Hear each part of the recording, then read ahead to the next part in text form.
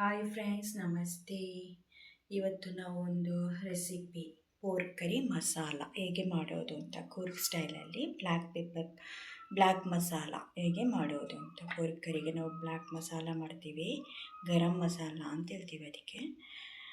ಅದನ್ನು ಮಾಡೋ ಇಂಗ್ರೀಡಿಯೆಂಟ್ಸ್ ಏನು, ಯಾವ ಕ್ವಾಂಟಿಟಿಯಲ್ಲಿ ತಗೊಳ್ಬೇಕು ಅಂತ ತೋರಿಸ್ಕೊಡೋಣ ಅಂತ ನಿಮ್ಮ ಮುಂದೆ ಬಂದಿದ್ದೇನೆ.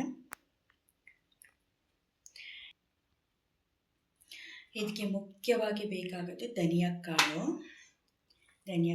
ಚೆನ್ನಾಗಿ ಮಾರ್ಕೆಟಿಗೆ ತಂದು ಅದನ್ನು ತೊಳೆದಿಲ್ಲ, ನಾವು ಅದನ್ನು ಬಟ್ಟೆಯಲ್ಲಿ ಉಜ್ಜಿ ಕ್ಲೀನ್ ಮಾಡ್ಕೊಂಡಿದ್ದೀವಿ ಅಷ್ಟೇ.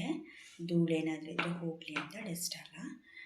ಮತ್ತು ಅದಕ್ಕೆ ನೆಕ್ಸ್ಟ್ ಬೇಕಾಗಿರುವಂಥದ್ದು ಪೆಪ್ಪರ್. ನೋಡಿ, ಇದು 1/4 kg ಇದೆ. 1/4 kgಗೆ ಇದು ಪೆಪ್ಪರ್ 50 ಗ್ರಾಮ್. ಇದು ಸಾಸಿವೆ 50 ಗ್ರಾಮ್ ಅಷ್ಟು. ಮತ್ತು ಲವಂಗ 50 ಗ್ರಾಮ್ಸ್. ಅಟ್ಟೆ 50 ಗ್ರಾಮ್ಸ್. ಜೀರಿಗೆ,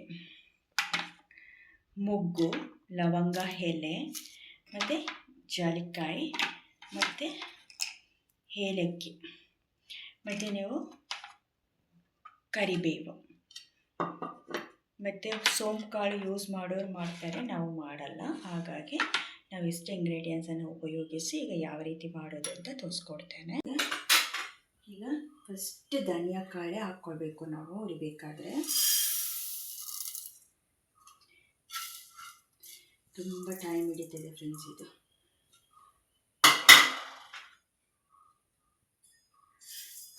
ಮಧ್ಯಮ ಉರಿಯಲ್ಲಿ ಇಟ್ಕೊಂಡು ಕೈ ಆಡಿಸ್ತಾ ಇರಬೇಕು.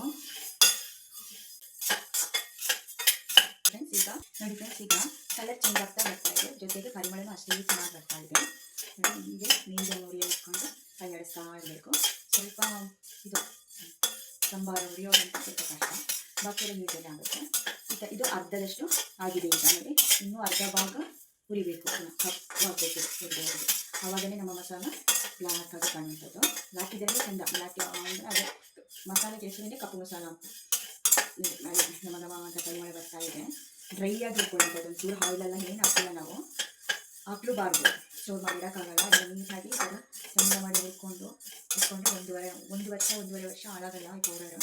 ನಾವು ಇದನ್ನು ಪೋರ್ಕ್ ಕರಿ ಮತ್ತು ಸಣ್ಣ ಪುಟ್ಟ ಗ್ರೇವಿಗಳಿರ್ಬೋದು, ಕಾರು ಮಾವಿನಕಾಯಿ ಸಾಂಬಾರು ಮಾಡ್ತೀವಿ, ಗ್ರೇವಿ ಅದಕ್ಕೆ ಯೂಸ್ ಮಾಡ್ತೀವಿ.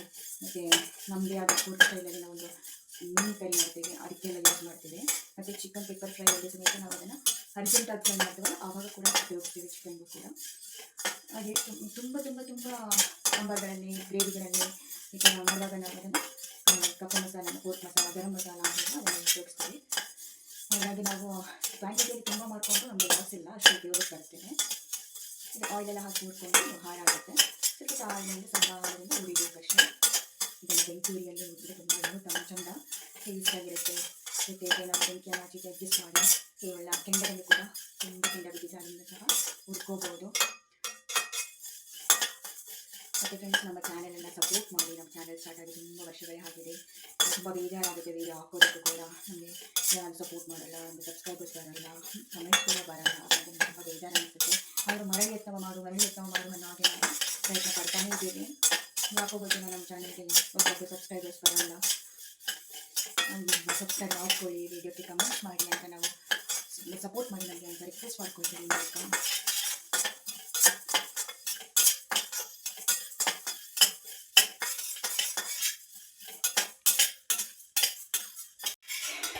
ಈಗ ನೋಡಿ ಫ್ರೆಂಡ್ಸ್, ಆಗಿದೆ, ಇಷ್ಟು ಬ್ಲ್ಯಾಕ್ ಆಗಿದೆ. ನಾವು ಪೋರ್ಕ್ ಕರಿಗೆ ಮೇಯ್ನಾಗಿ ಸ್ಪೆಷಲ್ಲಾಗಿ ಬ್ಲ್ಯಾಕ್ ಬೇಕಂದವರು ಬ್ಲ್ಯಾಕ್ ಈ ಥರ ಮಾಡ್ಕೋಬೇಕು, ಇಲ್ಲಾಂದರೆ ಲೈಟ್ ಬ್ರೌನಿಶ್ ಬಂದರೆ ಸಾಕು ಚಿಕನ್ಗೆ.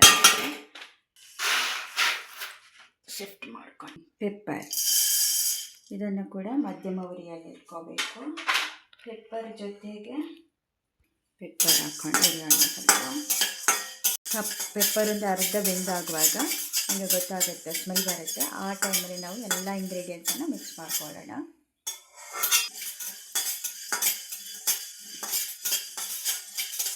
ಇದೆಲ್ಲ ಬೇಗ ಉರಿಬೋದು.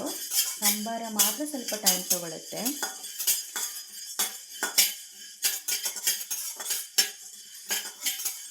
ನೀವು ಒಮ್ಮೆ ಟ್ರೈ ಮಾಡಿ ಫ್ರೆಂಡ್ಸ್, ಹೇಗೆ ಬಂತು ಅಂತ ನನಗೆ ಕಮೆಂಟ್ ಮಾಡಿ ತಿಳಿಸಿ, ಸಪೋರ್ಟ್ ಮಾಡಿ. ನಮಗೂ ಆಗ ಒಂದು ಇಂಟ್ರೆಸ್ಟ್ ಬರ್ತದೆ, ಒಂದು ಕಮೆಂಟ್ ಬಂದರೂ ಕೂಡ ನಮಗೆ ಇಂಟ್ರೆಸ್ಟ್ ಬರುತ್ತೆ. ಹಾಗಾಗಿ ಆಸೆ ಪಡ್ತೀವಿ, ಒಂದು ಕಮೆಂಟ್ ಮಾಡಿ, ಇದನ್ನು ಟ್ರೈ ಮಾಡಿ. ಮಸಾಲ ಪದಾರ್ಥನ ಎಲ್ಲರ ಮನೆಯಲ್ಲಿ ಇರುವಂಥದ್ದು ಇದೆಲ್ಲವೂ. ಸ್ವಲ್ಪ ನಿಮಗೆ ಬೇಕಾದ ರೀತಿಯಲ್ಲಿ ಕಡಿಮೆ ಇಂಗ್ರೀಡಿಯೆಂಟ್ಸ್ ಕ್ವಾಂಟಿಟಿ ಬೇಕಾ, ಕಡಿಮೆ ಇಂಗ್ರೀಡಿಯೆಂಟ್ಸ್ ಯೂಸ್ ಮಾಡಿ ಮಾಡ್ಕೋಬೋದು. ತುಂಬ ಬೇಕಾದವರು ವರ್ಷ ಪೂರ್ತಿ ಒಂದೇ ಸಲ ಮಾಡ್ತೇವೆ, ನಾವು ಸ್ವಲ್ಪ ಜಾಸ್ತಿ ಮಾಡ್ತೇವೆ ಅಷ್ಟೇ. ಟ್ರೈ ಮಾಡಿ ತಿಳಿಸಿ ನನಗೆ ಯಾವ ಥರ ಬಂತು, ಚೆನ್ನಾಗಿತ್ತಾ, ಖುಷಿ ಆಯಿತಾ ಅಂತ. ಈ ಥರ ಸೌಂಡ್ ಬರ್ತಾ ಇದೆ. ಈ ಟೈಮಲ್ಲಿಗೆ ನಾವು ಸಾಸಿವೆ ಹಾಕೊಳ್ಳೋಣ.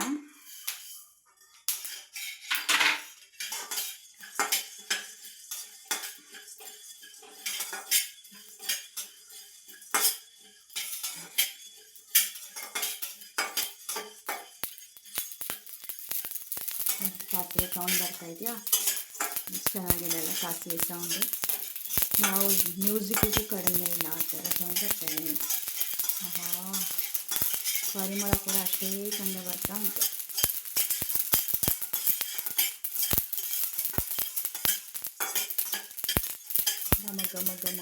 ಗಮಿಸುತ್ತಿದೆ. ಜೀರಿಗೆ ಆ್ಯಡ್ ಮಾಡ್ಕೊಳ್ಳೋಣ.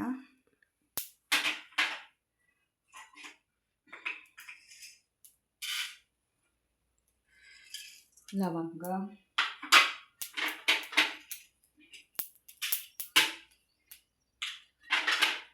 ಅಟ್ಟೆ, ಹೂವು,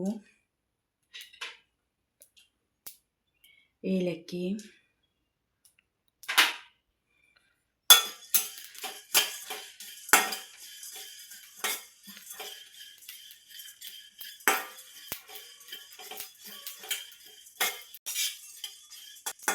ಇದನ್ನು ಒಂದು 3 ರಿಂದ 4 ನಿಮಿಷ ಹುರ್ಕೊಂಡ್ರೆ ಸಾಕು.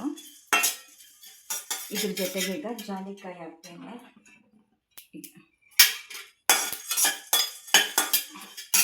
ಪಲಾವ್ ಎಲೆ ಒಂದು 3.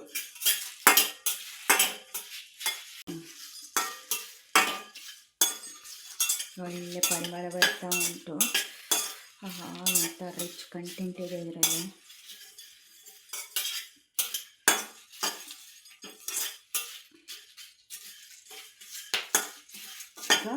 ಇದೆಲ್ಲ ಆಯಿತು. ಜೊತೆಗೆ ಕರಿಬೇವು ಸೊಪ್ಪು ನೀವು ಎಷ್ಟು ದೊಡ್ಡ ಕ್ವಾಂಟಿಟಿಯಲ್ಲಿ ಹಾಕಿದರೂ ಒಳ್ಳೆಯದೇ. ಆದರೆ ನನಗೆ ಇಲ್ಲಿ ಒಳ್ಳೆ ಟೆಂಡರ್ ಇರುವಂಥದ್ದು ಸಿಕ್ಕಿದೆ. ಅನ್ಸೀಸನಲ್ಲ, ಎಲ್ಲ ಉದುರೋಗ್ಬಿಟ್ಟಿದೆ, ಚಿಗುರ್ತಾ ಇರುವಂಥದ್ದು ಸಿಕ್ಕಿರೋದು. ಹಾಗಾಗಿ ಸ್ವಲ್ಪ ಹಳತ್ತಾಗಿದ್ದರೆ ಚೆಂದ ಇರ್ತದೆ. ಪರಿಮಳ ಚೆನ್ನಾಗುಂಟು, ಆದರೆ ಎಲೆ ಮಾತ್ರ ತುಂಬ ಸಾಫ್ಟಾಗಿದೆ. ನೋಡಿ, ಕರಿಬೇವು ಎಲೆ ಸೇರಿಸ್ಕೊಳ್ತಾ ಇದ್ದೇವೆ. ಫೈನಲ್ ಇದೆ ಲಾಸ್ಟ್.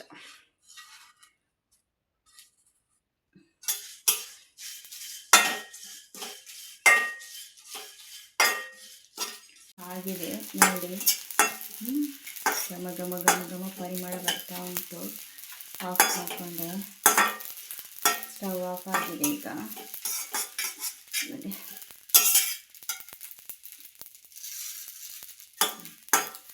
ಈಗ ಇದನ್ನು ಸ್ವಲ್ಪ ಹೊತ್ತು ಬಿಸಿ ಆರಿದ ಮೇಲೆ ಮಿಕ್ಸಿಯಲ್ಲಿ ಪೌಡರ್ ಮಾಡ್ಕೊಳ್ತಾರೆ.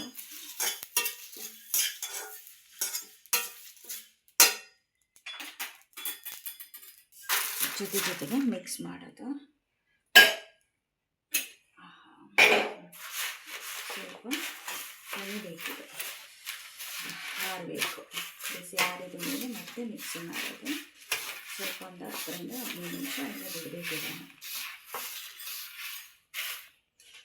ಮನೆಯೆಲ್ಲ ಘಮ ಪರಿಮಳ ಬರ್ತಾ ಉಂಟು. ಮತ್ತೆ ಪುಡಿ ಮಾಡಿ ತೋರಿಸ್ತೇನೆ.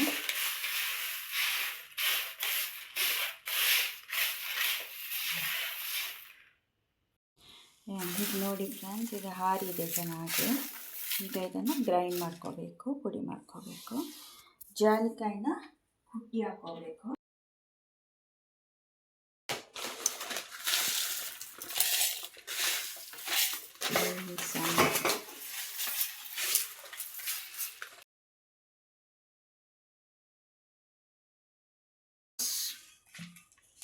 ಎಷ್ಟು ಚೆಂದ ಬಂದಿದೆ ಬ್ಲ್ಯಾಕ್ ಆಗಿ.